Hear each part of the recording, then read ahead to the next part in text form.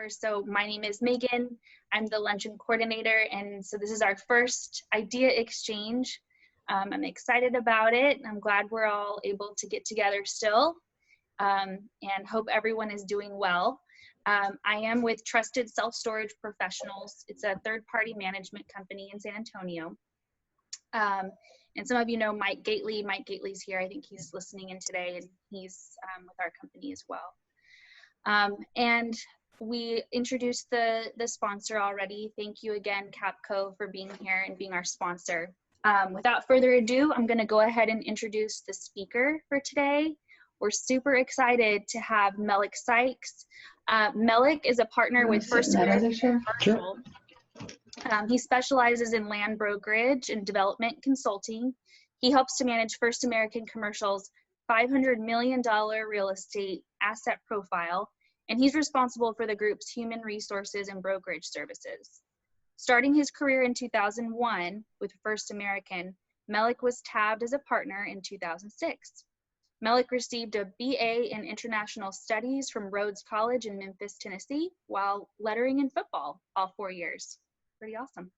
So without further ado, let's give a warm welcome to Melik Sykes. He's going to give us a great overview of the market right now. How y'all doing? I was joking I was going to dress up for y'all and wear a collared shirt, but our dress code went right out the window during COVID. It went from kind of a fashion show of like Ferragamos and AGs and like those kind of tight untucked shirts, and now it's tennis shoes, flip-flops, and t-shirts we kind of like better. I was looking back at my notes. Last time we met was November last year, and obviously a lot's changed since then. Real estate wise, when COVID broke out, the market just stopped for us. You know, people were freaked out, obviously, but it was just absolutely no activity across the board. You know, we pretended to work, but no one was really working. The builders started firing everyone, laying off hundreds of people at a time. KB stopped in Austin, they stopped in San Antonio. And then about 2 months after, so March, April, it started ramping up. Right now, we have never seen, at least since I've been doing this, I've never seen single family builders, the publics, this aggressive in my life. They're buying the aircraft carrier sites again. You know, we're seeing thousands of acres trade. We can't keep lots. If you have finished lots and they're in at least a decent position, we're selling them. We're selling paper lots, which is a fully engineered lot. Basically San Marcos, 35 corridor, almost everywhere in San Antonio, but it went from stop, fire everyone to go as fast as you can, kind of in the blink of an eye. And if y'all have any questions, just go ahead and interrupt me as I'm going. So what I thought I'd do is just kind of go through the different sectors and tell you what me and my partners think about it. I guess we'll start with office. So personally, our lease is up in April, and we don't know what we're going to do yet still, because we have about 35% who may never come back to the office again. And so we have kind of two types of people. We have those who have enjoyed working from home, can work from home, like it. They're usually people don't have kids. And then you have people like me who I can't work from home. I have terrible ADD. I have a 7 and a 10-year-old, and I'd rather play with them than work. So we're not sure what our space is going to look like. Talking to people downtown, downtown's empty. A lot of employers are terrified that they're not going to be indemnified against someone getting COVID. So I think it's a pretty flimsy lawsuit, but a ton of the employers are super scared that they're going to get sued basically if they come back to the office and people get COVID. Realco is not back in the office yet. USA's real estate company, which is pretty telling. My buddy who works there said that they're going to have an app that shows like where you are in the building. So like the break room is limited. They're going to come back like in waves, some people on Monday, some people on Tuesday, but the office space is just kind of bizarre right now, and no one really knows what's going on with it. I think we're going to see a lot of buying opportunity in about 6 to 8 months for office. I think a lot of these buildings that are vacant, I think landlords can hold on for a year or so, but after tax season comes in January and your building's still empty, I think it's going to be pretty tough going forward. I got a lot of buddies who are in retail, and that's kind of a sucky, sad world right now. Um, you know, the landlords that I talked to said at the beginning of COVID, it was all about, it was a ton of work, but not to make any money. And so what I heard from them is a tenant would come and say, look, I can't pay my rent. And so they would say, okay, you have to prove to me that you applied for that PPP loan. That was kind of the first thing. And then they would have to go talk to their lender and say, look, this tenant can't pay. And so most of the retail guys I know, they worked their butts off during the first 2 months of COVID, but it was all just workouts of leases.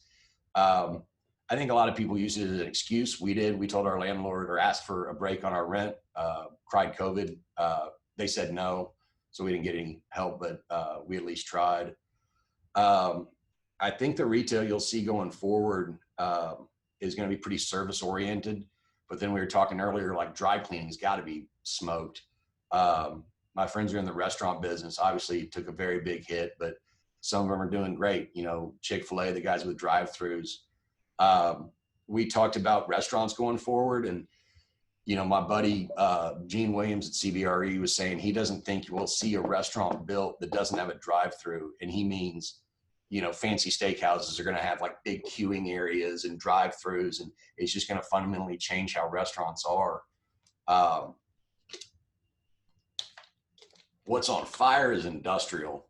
I don't know if y'all have seen it, but Amazon is making a big splash in San Antonio. Give me a second. Hopefully y'all can see that. So the first Amazon is obviously 1604 is going right here. So this is HEB's big deal. This is Foster. This is I-10. So you got Dollar General, HEB, and then Amazon's doing a huge distribution plant right here. You know, $300, $400 million development. The other one is going at Fisher Road and 35 right here. This is the intermodal right here. It's going right here. We're actually doing 700 lots right here. And all of this is being developed for single family as well. The sewer line is going to come. We're dragging this sewer line under 35 and into this property right here. And it's going to open up this area a lot right here. This area's always been good, but you just have this sewer main right here and then this. The other kind of big play that we've seen, oh, let me take the sewer off. I'm sure y'all saw that Fasken Oil is going to develop this property right here. This is Camp Bullish Road. You have that right there. And then also this 26 acres is about to be developed as well.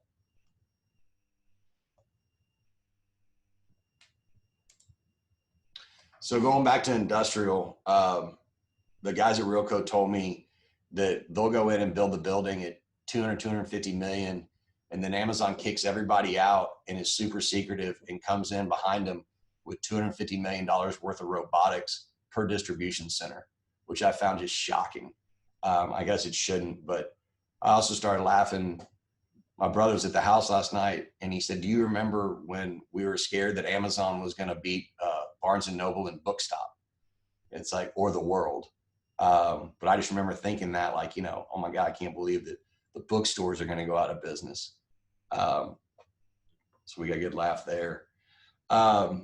Industrial also, they say that Amazon is going to do these last mile where they're trying to get everything down to like a 1 to 2 hour delivery. So we're seeing them call around on 281 North a bunch, IH10 West a bunch, and 35. We're not entirely sure what the last mile is going to look like, but we've seen them get super, super aggressive lately. And that's been good to have at least something to work on for them. That's actually my buddy from USA. In terms of markets, probably the hottest two markets we're seeing right now are San Marcos and New Braunfels. San Marcos, especially on the east side of 35, it's growing like crazy. I'll kind of show you, share screen.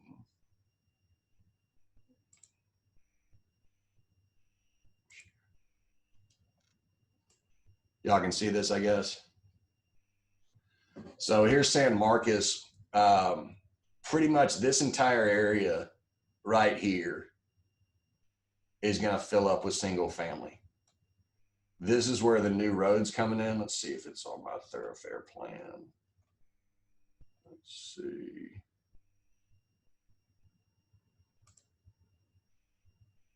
No. Anyways, this 130 is going to extend all the way through here. Huge distribution plant going right here. But Horton bought all of this. This is all under contract right now. This is High Branch. It's going to be developed. And so is this. So we're going to see San Marcos kind of explode here of late. Same way with New Braunfels. You know, again, it's that dichotomy of geographies. You know, you kind of zoom out and you see this is the hill country. This is just flat coastal plains right here. And so we're going to see a ton of growth kind of in this area right here. And then the Navarro School District, which I'll see if I can pull that up. So this Navarro School District, the builders are just loving this school district right here. It's a great school district, but it used to be kind of, you skied away from Seguin, which people still are. But Navarro is, people are loving Navarro. Any deal we can get in there, we're hopping on pretty fast. Let's see. I guess kind of the mood among brokers and developers, at least what I'm seeing, is you kind of have some people who are going as fast as they can, and then a lot of people are still just shut in. It's been weird to see that difference. I think we've been seeing a lot of excuses because of COVID that, you know, maybe people could work a little bit harder or get to work a little bit earlier. But it's just been very interesting to see. I'm not saying that we're sick of it, but I really miss meetings. I really miss lunches. I miss going to happy hours. Some of us have lost weight in this because we don't have 4 drinks after work and an appetizer. So that's been one small benefit, I guess. We've been back in the office for, I guess, since the beginning, but we rotated and no one in the cubicles could come in and things like that. But we're really glad to see the builders pick back up again. I'll go back to the growth areas again. So what has finally happened is we've gotten out of the reach of saws. And so if you see all the sewer lines right there, we're kind of finally past that. And so what we're seeing now is WCIDs, Water Conservation Improvement Districts, and MUDs, Municipal Utility Districts. I know we have a representative here, but Pape Dawson has done an incredible job with these, working through the TCEQ minutia for them. Where we're seeing them is kind of in this northwest area here, up kind of in the Bull Verde area as well, some in San Marcos. Like, I don't think we can see your screen right now. Do you want us to see it? Oh, yeah. Hold on. Sorry. How's that? Good. All right. So you see where the sewer lines end.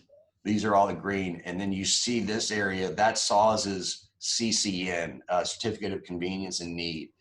And so once we get outside of this, if SAWS can't serve you and you have enough runoff, you can do your own sewer system. And so you have to ask SAWS to serve you or release you. And when they release you, basically you do your own water treatment plants. And I'll show you what one looks like.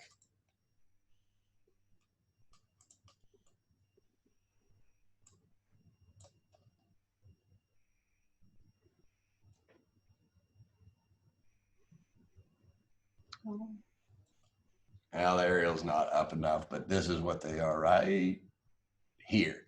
That little guy right there. And that's serving the sewer for this entire development. This is 1863. This is 281. See that? There's self-storage right there.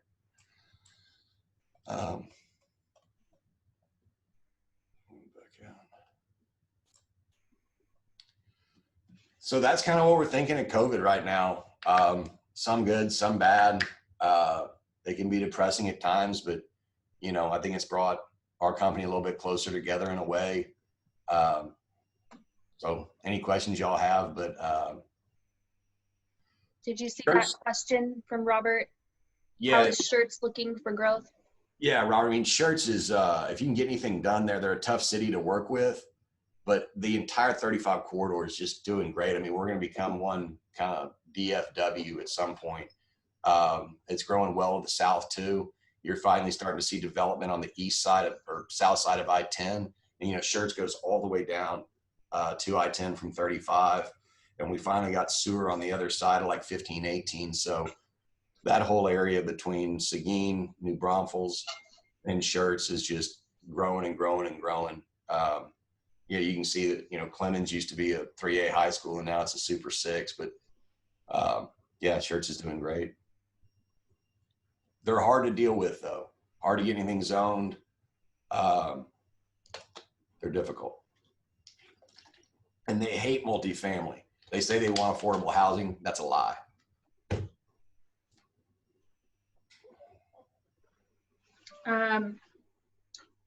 Okay, so you mentioned that New Braunfels and San Marcos are probably the highest growth right now. Do you have any projections on what other areas could be coming up as far as growth? You know, I mean, people talk about Castroville, but that 90 corridor is looking pretty good. We like that a lot. You know, there's challenges everywhere you go out of our city. You know, you go up 10, you hit the aquifer, the birds and the bugs. You know, you go out 90. There's just, if you live at 90 and 1604 and you're my age, where are you going to take your wife for a steak dinner? You know, where are you going to go see a movie? You know, where there's just not a whole lot of amenities out there. I guess the Petranco HEB is pretty big. Yeah. I guess that would be one. We go to Hondo for everything. That's where I am right now, Castroville. Oh, really? Okay. Yeah. Hondo for HEB, Hondo for steak. But yeah. there's, or downtown San Antonio for a steak. Yeah. So I saw that 211 question. We have been telling people 211 is going to be built since we sold Redbird Ranch in 05. And apparently they just, what were they saying? So Horton closed on the 1,000 acres behind there. And then he kept all that 211 frontage. And what they said, let's see if I can find the email. Basically, they're about to start construction on 211. I know we've been saying this for 15 years, but I sit on the Redbird Ranch Freshwater Supply District Board, which I was basically forced to by Harry Adams. And they're doing a WCID out there, Water Conservation Improvement District. And so I think all the land's been bought from Stevens Ranch, and that 211 extension is about to happen. I'll show y'all. I haven't been very good at sharing my screens. Let me see. Share screen. There. Share. So this is what he's talking about. I'll put the major thoroughfare plan on. It's not showing. Well, basically, so this is Redbird Ranch. This is 211. And so this road is going to connect 211 all the way up through to right here. And then so you'll have another straight shot all the way up to like the Pipe Creek area. But this will be kind of our second loop. You can see the growth there. I mean, look at that. Those are all MDPs. That's the line that it's going to go on right there. This is what Horton just bought right there.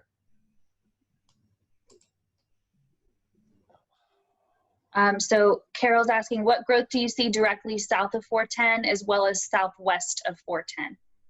Okay, good question. I'm going to share my screen again. Let's see how do I do that? Share screen. You want to ask a question? How far 211 extension is going? Theodore Bandera. I guess that's like Pikes. I can't hear you. What'd you say? Is that Mark? Okay, so here's the southwest side. This area right here is going to come into play because of the sewer line that's going to be brought across the highway right here. There's a new school right here. High school went in there. This is a huge land tract. I'll put the parcels on. So you see you got some pretty big tracts out here. This is about 1,100 acres. Verano South was an unmitigated disaster of a development, but that's kind of getting cleaned up.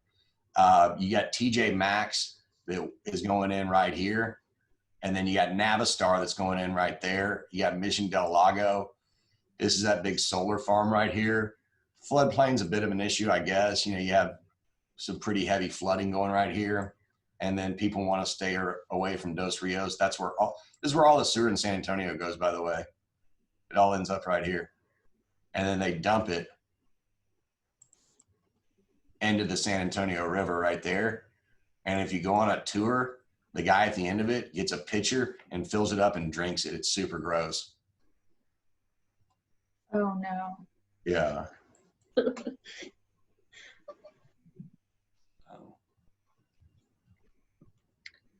All right, and then I think Robert had a question about, he said, how is Homestead doing? Oops, hold on. Are you talking about the builder? The development on 35. Oh, it's going fine. I mean, everything on 35 right now, I think, is doing really well. Yeah, we're seeing nothing but good things come out of that.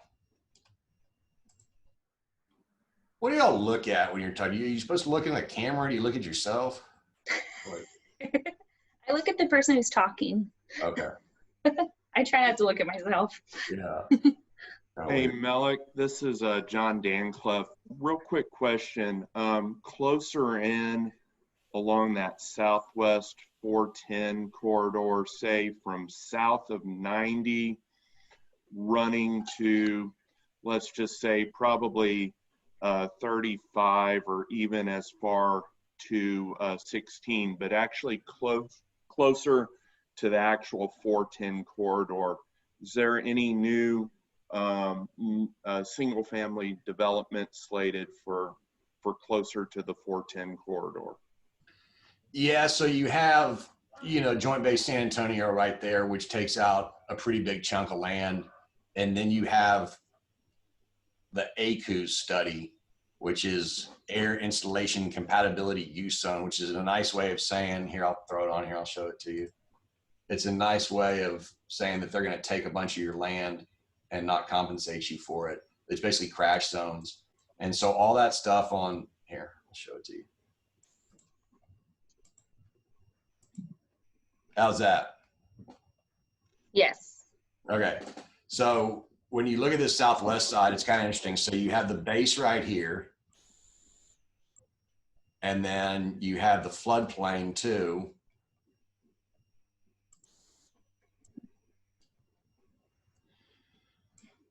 And then you put the sewer on there as well to really confuse things. And so you see these huge gaps of land that are yet to have sewer, but then you see a ton of density where there is, and all of this area is filling in. Is that the area you're asking about? Kind of this area? Yes, it was perfect. That's a great visual. Thank you. Yeah, sure. I could put City of San Antonio on there too. It would show, kind of tighten things up even more. Oh well. But yeah, that's it. I mean, when you drive out there, it looks like a ton of land, but like all of this is owned by the city right in here. This is impossible to get to. This doesn't have sewer. So yeah. Oh, and then like right here, we're selling this property, and they came in and just took a huge overlay and basically rendered this property undevelopable. I mean, they had to compensate, but it was kind of ridiculous. Crystal was asking about Toyota manufacturing, how that's affecting the growth in that area of town. Yeah, so, Toyota was supposed to be this lifesaver for us, and it was when Ed Garza was mayor, and so it's like the dumbest thing anyone's ever done in the world, at least like top 5. So he did an overlay district over like from 16 to 37, from 410 to 1604, and I can't remember the name he called it, Southside Initiative. Does anybody else remember what it was? But it basically, he burned everyone's land with like a farm and ranch designation, and crippled all the growth there. Like people wanted to go next to Toyota. He also did like a 5-mile buffer zone around Toyota of no single family development. So like when Toyota was hot and like people could land speculate and buy that land and build and develop it, our idiot mayor took that away.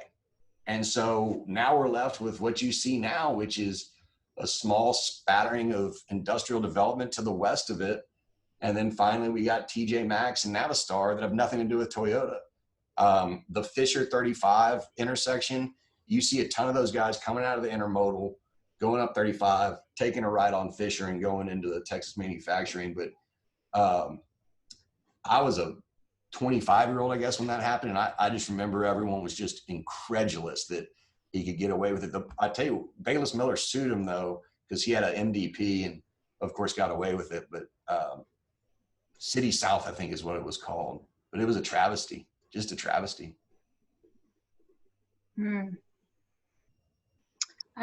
Roberts asked, I'm sorry, I think it was just a comment. Property tax valuations in Bexar County deterrent to development, big time. Yeah, I mean, no doubt, Robert. It is crushing people. We don't put purchase prices on any marketing packages now. That's just a non-starter.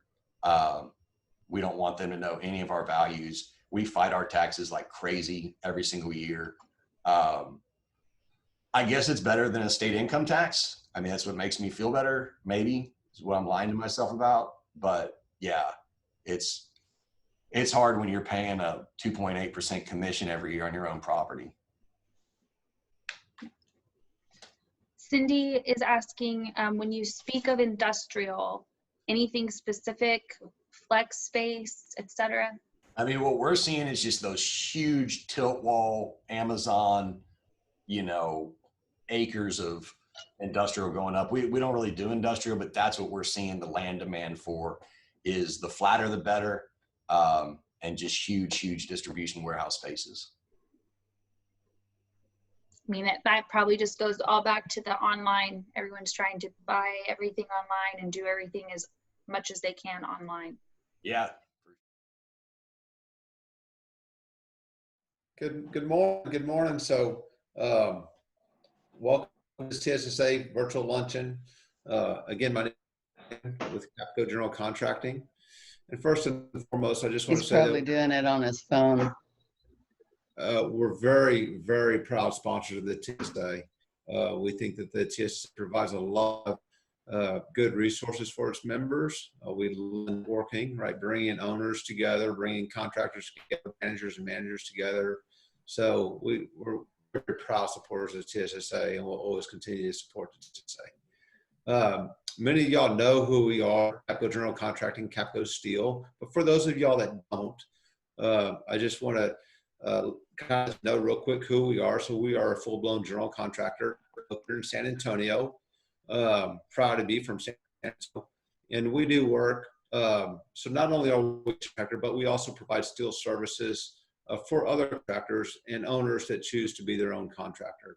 We work from one end of the state to the other. That's from El Paso to Houston, the Valley, all the way up to North Texas, up near the Oklahoma border. And also we do some other work in some states, general contracting and steel services. So, we do non-climate, climatized cells down to 10,000, 15,000 square feet. Big, smaller projects, additions, renovations. Capco likes to think of ourselves as a member of your team, of the owner team. And what I mean by that, I like to get involved early on in the project and help facilitate the development of the design. We can help with bringing in design partners. We can introduce you to feasibility analysts, accountants, geotech engineers, anyone needed. And we encourage each and every one of you doing a project, whether it's constructing an addition or renovation, to reach out to us. We're here to serve you, our TSSA members, and you can reach out to us by our email address at the bottom of your screen, or via phone, or just in person. Again, thank you all for joining us on this Lunch and Learn. And thank you for being members of the TSSA.